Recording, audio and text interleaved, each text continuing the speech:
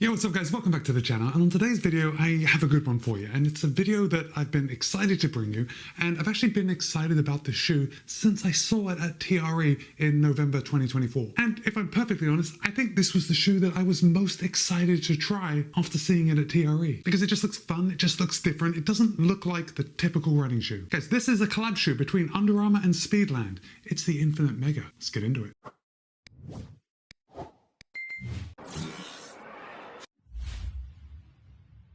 Before we get started, just a quick disclosure. Under Armour was good enough to send me this pair of the Infinite Mega for the purpose of review. However, they haven't told me what to say. They don't have any editorial privileges, and all the thoughts and opinions are my own. With that said, now, I'm a little hesitant to say this next part, because if this is the first time you're hearing of the Infinite Mega, it's probably going to make you gasp, but you're going to be able to pick up a pair of the Under Armour Speedland Infinite Mega for $250. And I want you to keep watching, because this shoe is actually fascinating and it's a good running shoe. Now, I'm not going to tell you that it's worth $250.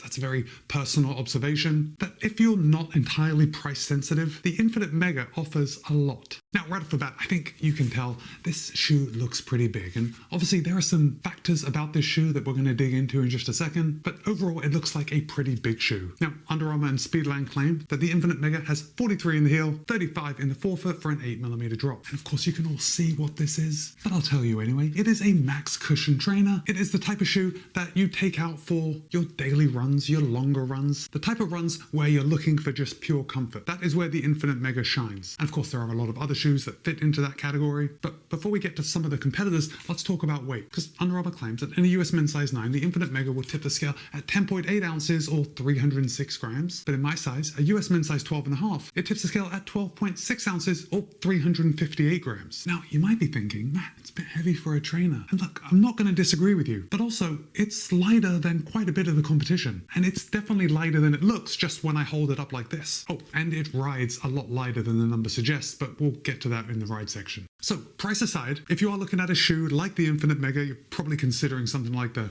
Hoka Bondi 9. Now, the Bondi 9 has 43 in the heel, 38 in the forefoot for a 5mm drop. In my size, it weighs in at 362 grams, so 4 grams more than the Infinite Mega, and it'll cost $170. Next up, we have the Puma Mag Max. Now, the Puma Mag Max has 46 in the heel, 38 in the forefoot, also for an 8mm drop. It'll cost $180, and in my size tips the scale at 369 grams, which is 11 grams more than the Infinite Mega. And finally, you're probably considering the Brooks Glycerin Max. Now, the Brooks Glycerin Max has 45, 39 for a 6mm drop. It'll cost $200, and in my size tips the scale at 379 grams. But the Glycerin Max weighs 21 grams more than my size in the Infinite Mega. So, point being, the Infinite Mega is fairly light for the shoe that it is in the category that it fits into. So let's dig into how the shoe is actually made, because there's a lot of things about this shoe that are slightly different from your typical running shoe. And to me at least, the Infinite Mega is a beautiful baby that you can see both of the parents in. It is both obviously Speedland and obviously Under Armour. But the first thing I want to draw your attention to is the heel collar, because you're going to notice something right here, or you're going to notice something missing right here. And that is on the lateral side, there is no heel collar. There's like no heel. In fact,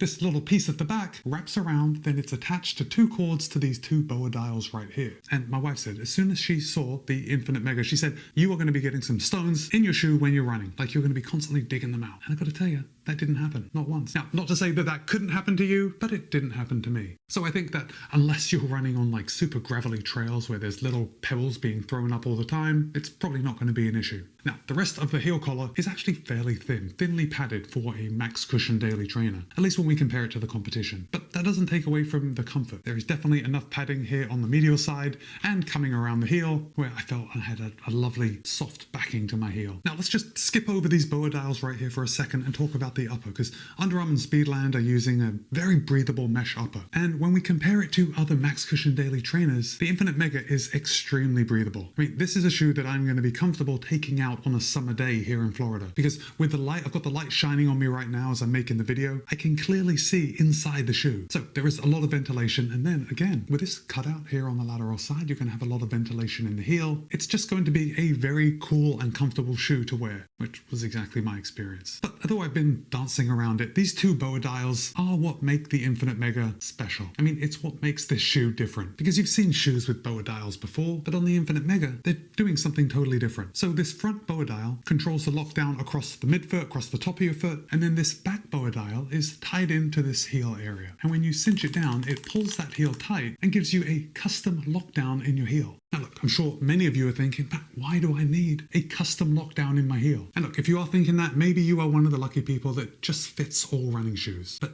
I am not one of those people, and there's a lot of people out there that do struggle with like appropriate heel lock in a lot of different shoes. And I am here to tell you that the best part of the Infinite Mega is this dual boa dial lockdown system. The lockdown of the Infinite Mega is next level. In fact, I would say that it is the best lockdown system that I've ever experienced in a shoe. That's pretty high praise. So generally I find that one of my feet, and it's funny, like at the moment I can't remember which one it is. I think it's my left foot, is just a little narrower in the heel than the right foot. So oftentimes I find I'll tie my shoes, and then when I stand up, I find that my left foot feels just a little looser in the heel than the right foot. And then I have to go and tie the laces again and kind of figure it out and seat my foot. Like, it's a whole production. Now, with the Infinite Mega and using these two bow dials that have these precise little clicks, you're going to be able to dial in that fit seemingly to the millimeter, and you're going to get the perfect lockdown across the top of your foot and your heel every time. Maybe not the first time, but that's the beauty of this whole system, is that if you don't get the best lockdown immediately, you can just reach down and make a quick click to tighten it, and it's a two-way boa dial, so if you need to loosen it, you just click it the other way and it loosens. As I cannot impart upon you enough how good this lockdown system is. Like, it's so good, I want to see it on more shoes. Now, moving on to the tongue on the Infinite Mega, it is kind of like a neoprene material. It's almost like putting your foot into a booty, except the booty is missing this heel area, and it's all very comfortable. Now, as far as overlays go, I'm going to turn this around and show you from the medial side. We've got these strips that are coming across the midfoot, and that is what the boa dials are tied into. So when you go ahead and cinch it, you are pulling these nice wide strips across your foot. And no matter how much I cinch these down, I didn't get the feeling of kind of lace bite on the top of my foot. I mean, there's no laces, so there wouldn't be lace bite. But I didn't get any hot spots. That's the word I was looking for.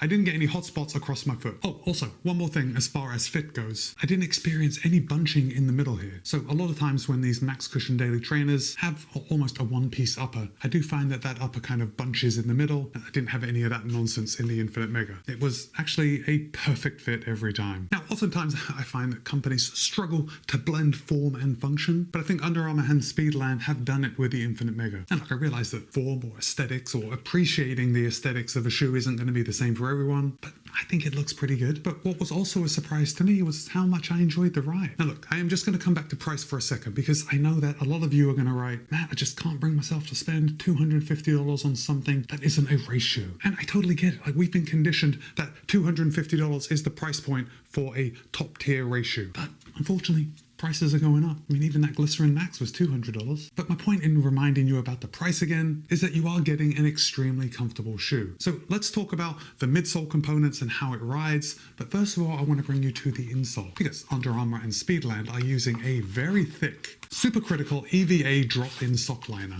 And I'm going to hold that up. You just see how thick that is. Like, it's super soft and squishy. This is going to contribute to a very nice step-in feel. Like, it's a treat to put your foot in. And for the midsole, Under Armour is using their Hover Plus midsole foam, and that's a beaded TPU foam. And when you combine this Hover Plus with the supercritical EVA drop-in sock liner, you're getting a very pleasant ride. It is soft, but not too soft, and it is firm enough where you can pick up the pace. I know this looks very big, but it is not a shoe where you're sinking into that midsole foam. Oh, I do just want to mention that these boa dials, I get it, you might think you'd have some rubbing on the inside, but Under Armour and Speedland have put plenty of padding on the other side of the boa dials, so when they are laying against your foot, you just have a lot of padding. You're never going to notice it. And now quickly, let's just come down to the outsole, and you can see for yourself, there is a lot of outsole rubber here. It is fairly thick, and looking on the outside, actually now I just want to draw your attention to this. On this lateral heel edge, you can see how the outsole rubber kind of wraps around just a little bit, which is really good, because for some of us that strike that lateral edge heel as we're running, it means we're not going to eat away at the midsole foam. It's going to stick to the rubber. And I can see a little bit of wear right where I touch down, but it's really not so bad at all. And there is a good amount of rubber here on the outsole. So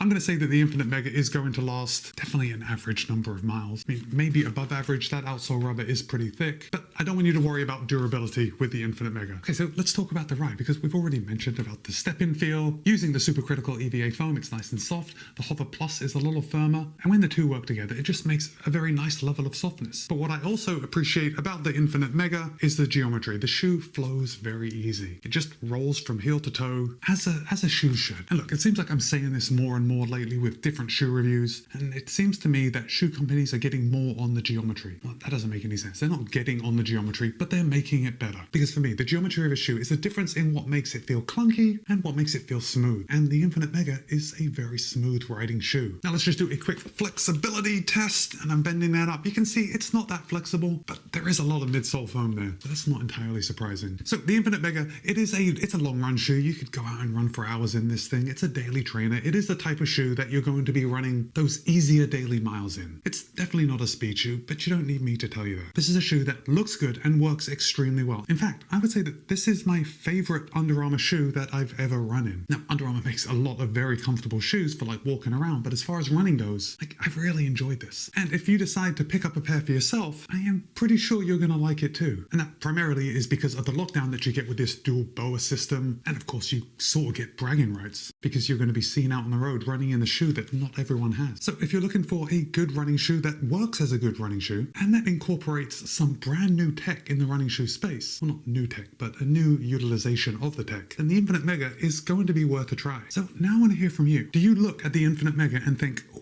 I want to try that? Or is it not your cup of tea? Look, I already know that most of my comments are going to be about the price of the Infinite Mega, and there's really no getting around that. But let's keep it positive. Can you see the value in the Infinite Mega? Can you see a value in this dual BOA dial system? From my experience, it works very well. Would you like to try it? Drop a comment and let me know. But for now, it's Matt B. This has been my review of the Under Armour Speedland collab shoe, the Infinite Mega. Be kind, be happy, run well. See you in a couple of days.